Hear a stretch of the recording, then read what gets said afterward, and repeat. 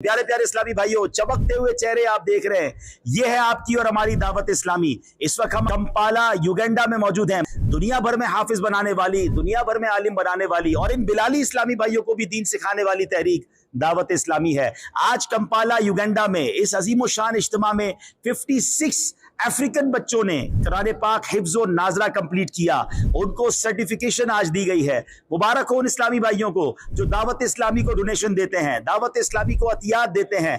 आपके अतियात का, आपके डोनेशन का दुनिया भर में किस शानदार अंदाज में दावत इस्लामी इस्तेमाल कर रही है। जरा सोचे ना, जब ये अफ्रीकन बच्चे अपनी जबान में अपनी कौम के अंदर जाकर दीन की खिदमत करेंगे, उन तक अल्लाह रसूल की बात पहुंचाएंगे, उन तक इंशाअल्लाह कुरान पाक के नूर को पहुंचाएंगे, तो ये समझना समझाना कितना आसान हो जाएगा। और एक और खूबसूरत बात आपको मैं बताऊं कि हमारे इन मदारिस में वो टीचर्स हैं जिन्होंने दावत इस्लामी के मदरसतुल मदीना में ही पढ़ा, अफ्रीका में ही पढ़ा, अफ्रीकन थे और अब वही टीचर बन गए हैं। सुभान अल्लाह। लोगों ने दुनिया में बड़ी फैक्ट्रियां लगाई हैं। नाजरीन, लोग कहते हैं हमारी फैक्ट्रियां दुनिया के कई मुल्कों में है जहां से प्रोडक्शन आती है।